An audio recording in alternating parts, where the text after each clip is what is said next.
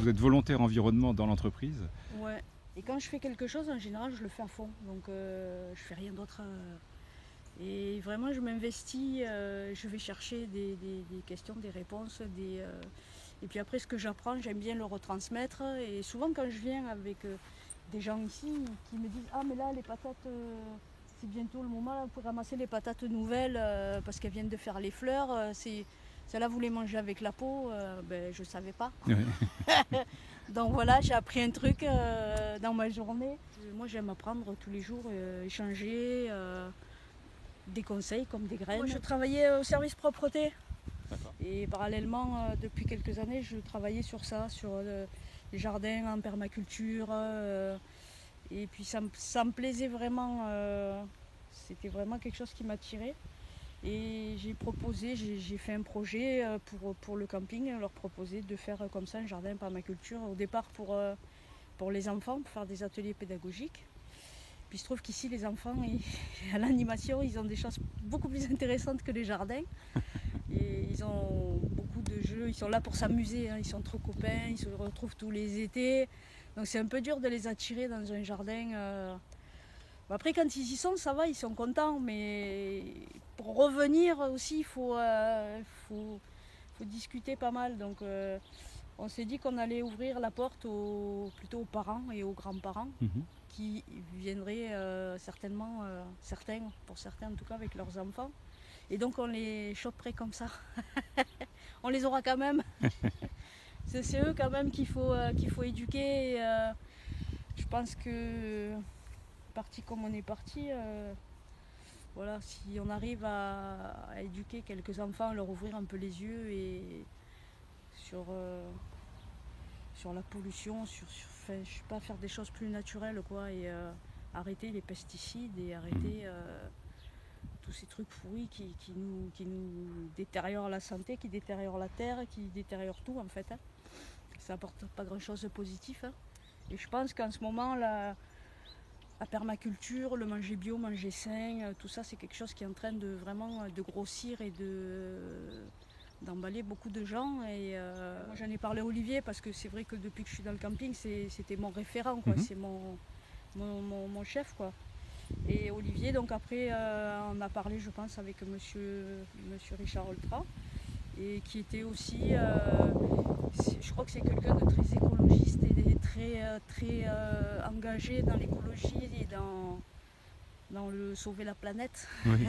Enfin, contribuer à mener sa petite pierre à l'édifice. Et le père donc, de monsieur Oltra, Richard, qui avait des terres, donc c'est monsieur Oltra qui me l'a raconté, qui avait des terres plus Veragde, et qui faisait pousser biologiquement des pommes de terre, des tomates, des légumes, et qui venait vendre aux clients du camping il y a 60 ans quoi, de suite. Je pense que c'est par rapport à ça, quoi, peut-être par rapport à son père, et voilà, la démarche lui a plu tout de suite, quoi, comme à Olivier d'ailleurs. Il m'a dit mais moi ça m'intéresse, je trouve ça super, c'est une très bonne idée.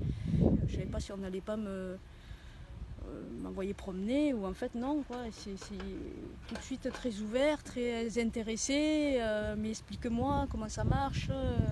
Je pense que beaucoup de gens leur ont dit si elle arrive à faire pousser des légumes dans le sable, et plein de gens n'y croyaient pas quoi. Même au service technique, il y a des jardiniers qui m'ont dit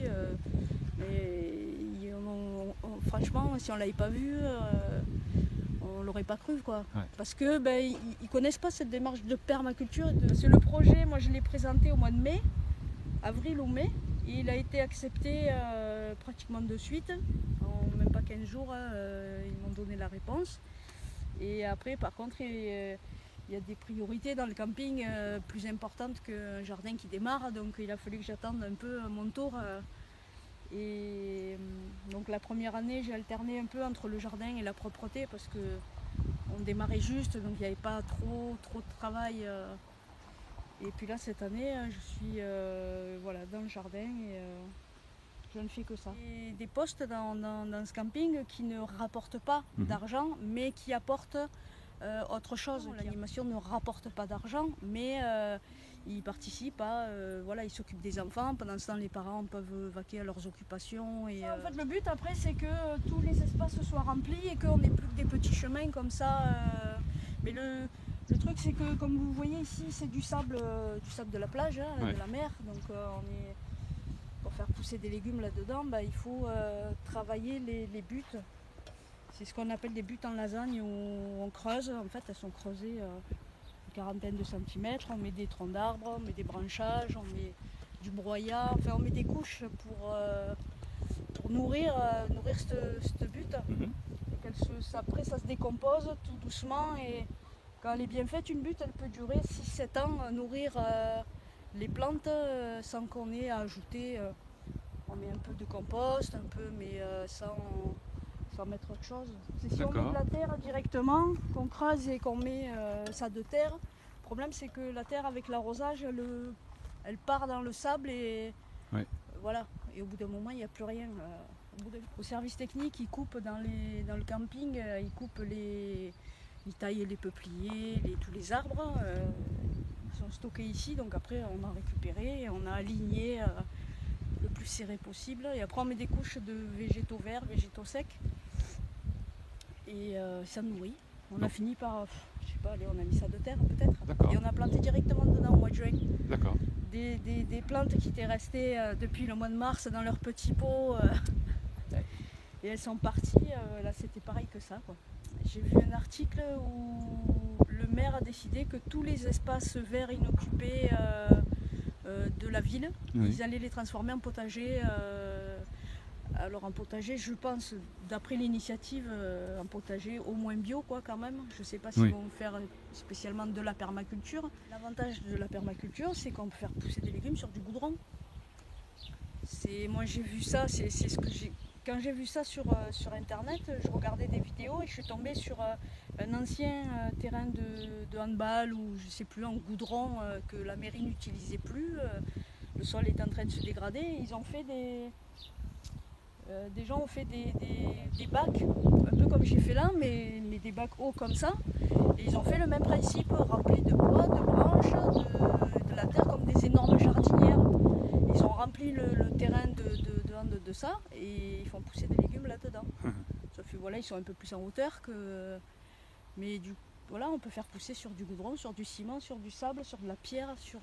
L'avantage, c'est qu'ici, il y a beaucoup de... Vous voyez, des engins de chantier, des pelles, toutes sortes de choses. Donc il vient et... Ce qui a pris une journée à faire, en fait, là, les 4 buts, si j'avais dû les faire à la main et à la pelle, ça m'aurait pris un temps fou, des ampoules, alors que là, ça s'est fait. L'année dernière, on n'avait que ces buttes-là, en fait, celles qui sont cernées par du bois, c'est-à-dire celle-là, celle qui est là-bas, les 4 qui font les angles, en fait. D'accord. Il n'y avait que ça. Et là, en fin de saison, on a rajouté ces 2-là. Là, on a fait une petite construction là, pour essayer de faire un peu d'ombre. Alors c'était censé un peu grimper dessus, mais ils préfèrent dessous, j'ai l'impression. Donc c'est sympa, c'est de la construction service technique. Non, c'est moi qui l'ai fait, c'est fait maison. Des petits piquets de chantier là. J'ai mis 8 piquets, je suis allée chercher des tuyaux chez les plombiers là-bas et j'ai planté 8 tuyaux, j'ai mis un grillage dessus. Et ça fait une petite serre improvisée. Bon, il y en a quelques-uns qui ont suivi l'initiative, mais pas de ce côté. On est à la plage ici, hein. C'est une réserve naturelle. Le Cap d'Agde a été construit sur des marécages, donc on est vraiment... voilà, on est à la plage, quoi. Donc là, faire pousser des légumes, voilà, à part de la datura... si, il y a des choses qui poussent toutes seules, c'est de la roquette sauvage. Ça, et elle est super bonne. En plus, tous les gens qui viennent, je leur fais goûter et ils repartent avec leur bouquet de roquettes sauvages. Souvent, même les gens ne considèrent pas ça comme un travail, quoi. Puis je ressens la même chose parce qu'avant, j'étais artiste peintre. Enfin, avant. Je crois qu'on l'est toujours, mais disons que je vivais de ça. Et pendant, je sais pas, 20-25 ans, j'ai fait que ça. Et il y a une période où je crois que j'ai fait une petite burn-out de la peinture. Quand on peint pour les touristes, c'est beaucoup. On peint, on n'arrête pas et on finit par faire une overdose de peinture, je crois. Et des tomates là, ah ben voilà. Tenez, je vais vous faire goûter. Et là, on a le bon goût de la tomate. Voilà, alors il y a des variétés plus ou moins sucrées, plus ou moins acides. D'ailleurs, j'ai attiré les enfants l'année dernière avec une variété qui s'appelle Morel de Balbis. Il y en a un petit pied qui s'est ressemé tout seul là-bas. C'est une variété avec des piquants dessus.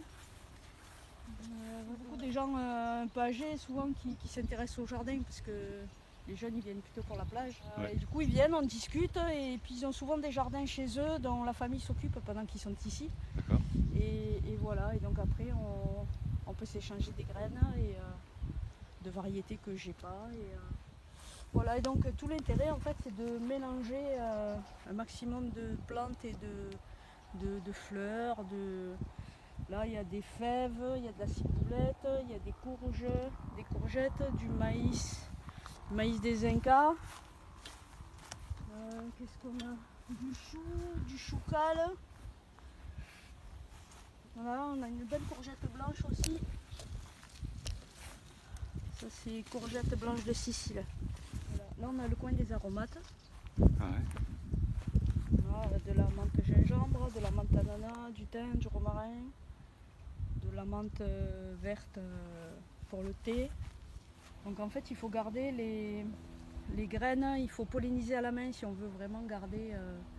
C'est une courge, pas une courgette. D'accord. À la base c'est une courge. Donc il faut attendre là que le pédoncule soit sec pour, c'est-à-dire septembre-octobre, pour ramasser. Là on a des trombas d'albenga, mais tout est comestible. C'est pas parce qu'il y a des cucurbitacées qui sont juste décoratifs. Et ceux-là ils sont pas comestibles. D'ailleurs pour les manger, on en croque un petit morceau cru et si c'est très amer il faut surtout pas le manger. Mais tout ce que moi je mets est comestible. Ça c'est une patate qui a poussé toute seule. C'est une patate que j'ai dû jeter dans la butte en fin de saison parce qu'elles étaient un peu abîmées ou parce qu'elles étaient trop petites. Elles ont poussé toutes seules, donc je les laisse. Ça c'est une variété aussi de piment Aurora ça s'appelle. Alors en fait ce piment a la particularité quand il pousse il est violet, ensuite il devient blanc, ensuite il devient orange, comme là il est en train et après il finit les rouges. Et ce qui fait qu'en milieu de saison, on arrive à avoir des buissons comme ça avec 4 couleurs de piments dessus et on dirait des fleurs, mais sauf que c'est des piments quoi. Ça se mange et ça pique. Et comment vous parez aux attaques des chenilles? Là, j'ai acheté un produit qui s'appelle du bacillus. C'est un champignon, quelque chose qu'on peut utiliser, qu'on utilise en agriculture biologique. J'aime pas trop, mais j'ai rien trouvé d'autre. J'ai essayé. Il faudrait que j'essaye la décoction d'ail. Je pourrais essayer ça l'année prochaine. Mais là, il faut parer. L'année dernière, je me suis fait manger 80% des tomates par les chenilles. Donc là, cette année, le premier trou que j'ai vu, je suis allée à l'assaut direct. Bon, à part les vers, on a eu une bonne saison quand même. En fait, ça fait des petites aubergines rondes comme des œufs, comme ça, et blanches. C'est pour ça qu'on appelle ça des aubergines œufs blancs. D'accord. Ça s'appelle des sugar baby. En fait, c'est des petites pastèques. Ce sont des petites pastèques qui deviennent grosses comme des melons. Voilà, c'est une pastèque. Elle est vert foncé. Dedans, elle est rouge. C'est une pastèque, mais elle n'est pas plus grosse qu'un melon. Un concombre punakera, il s'appelle celui-là. C'est une variété indienne. Il devient jaune, un petit peu marron, craquelé. Très sucré, une variété très sucrée. Ouais, ben regardez ce qui est en train de pousser là. Qui a poussé tout seul. Une datura. Pour les initiés. C'est-à-dire? De la datura. Ben en fait, dans certains pays d'Amérique du Sud, ils font des préparations avec ces plantes pour parler avec les esprits. Des poivrons calabrés, on a des poivrons chocolat. Ah ben voilà, on va mettre le punakera ici. Là, c'est lui punakera. D'ailleurs, elle fait des fleurs blanches au lieu de faire des fleurs jaunes. Je sais pas si vous voyez là. Oui. Vous voyez les épines? Ah oui, oui. Voilà, donc tout le pied, donc cette plante l'année dernière, celle-là, elle s'est repiquée. Hop. Ah, oui. Voilà. Et l'année dernière, elle était énorme. Là, celle-là, elle s'est repiquée toute seule, donc elle a un peu poussé à sa vitesse à elle. Et en fait, cette variété fait des bogues. La tomate pousse dans une bogue. D'accord. Une bogue toute pleine de piquants aussi. Mais la tomate, c'est des grappes de tomates cerises et elles ont la taille d'une grosse framboise. Et la particularité, c'est qu'elles en ont quasiment aussi le goût. Ouais. Elles sont tellement sucrées qu'on dirait des fruits. On dirait pas des... Même si la tomate est un fruit, mais c'est plus sucré comme une framboise ou un cassis que comme une tomate. Et donc c'est avec ça que j'ai piégé les enfants qui n'aimaient pas les tomates l'année dernière. Parce qu'une fois qu'ils ont mangé ça et qu'ils se sont régalés, je leur dis ben voilà, vous venez de manger des tomates. Et l'intérêt de la permaculture, c'est de pouvoir dans un petit espace mettre un maximum de variétés différentes, mélanger des tomates avec du basilic, de la ciboulette, des poivrons, de la courgette, parce que voilà, ce qui court au sol, ça couvre la terre aussi, ça empêche les arrosages trop réguliers. Et voilà, et puis il y a des variétés qui repoussent les insectes ou les parasites d'autres plantes. Oui. Voilà, qui s'entraident, qui se complètent. Ça, c'est ce qui est déjà un peu plus, un peu plus compliqué à assimiler parce qu'il y a tellement de plantes et tellement d'insectes que il y a des réseaux comme une permaculture pour les nuls, permaculture de A à Z, Cocopelli. Pour les semences. Oui, et puis aussi pour les conseils, pour voilà, des gens qui partagent leurs expériences et on se donne aussi voilà, des conseils,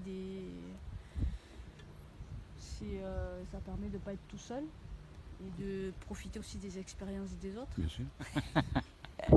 On va construire des abris pour chauves-souris parce qu'une chauve-souris mange des milliers de moustiques dans une nuit. Oui. Et c'est mieux de mettre des abris pour les chauves-souris, d'attirer des chauves-souris. C'est pas agressif, c'est pas nuisible, c'est pas plutôt que de bombarder des insecticides ou autres. Quoi.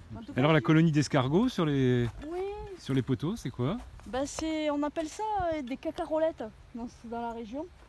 C'est un truc, ça se mange avec une sauce pimentée, on mange ça à l'apéro. Ils sont pas voraces comme les gris. Et des gris ici, il n'y en a quasiment pas. Je voulais vous faire goûter la roquette sauvage. Déjà avec l'odeur. L'odeur, c'est la roquette. Hein. Incroyable. Et, quand vous la goûtez, elle a un deuxième petit effet. C'est puissant, hein? C'est puissant, hein? Ouais. Ça pique. Un petit goût poivré. Ah oui, incroyable. Moi j'adore. Mais comme elle pique un peu comme ça, au lieu de la mettre en salade, de la manger mélangée avec une autre salade, moi je l'utilise à la place du persil ou de la coriandre ou sur des tomates, plus en aromate que. Je pense que cet hiver je vais peut-être aller faire vers Montpellier, il y a des gens qui organisent des petits week-ends ou des journées nature comestible, ils appellent ça. Donc on va se promener vers Montpellier, dans l'arrière, un peu l'arrière-pays là, et on nous fait découvrir des plantes qui poussent toutes seules. Enfin, qui poussent toutes seules. Des plantes comme ça, n'importe qui. Vous avez 200 personnes qui vont passer à côté. Et bien sûr. Il y en a qui va dire oh, de la roquette. Ouais. Voilà, moi j'ai découvert la roquette cet hiver. Une amie du camping d'ailleurs, avec qui on va chercher des poireaux sauvages et des asperges qui m'a fait découvrir la roquette. D'accord. Et quand je suis tombée dessus, j'ai dit mais c'est de la roquette. Alors, là on reconnaît de suite, hein, on la sent, on la goûte. Mais je savais même pas. Alors il y en a plein qui poussent là. Il y a de la moutarde sauvage aussi. Et après ce qui est bien, c'est que j'ai souvent des gens du camping, des employés qui viennent me poser des questions. Mais là j'ai des pucerons, là j'ai ça, Qu'est-ce que je peux faire? Qu'est-ce que je peux mettre? Est-ce que c'est grave? Alors si je sais, je réponds. Si je sais pas, je vais chercher sur internet des réponses pour leur donner.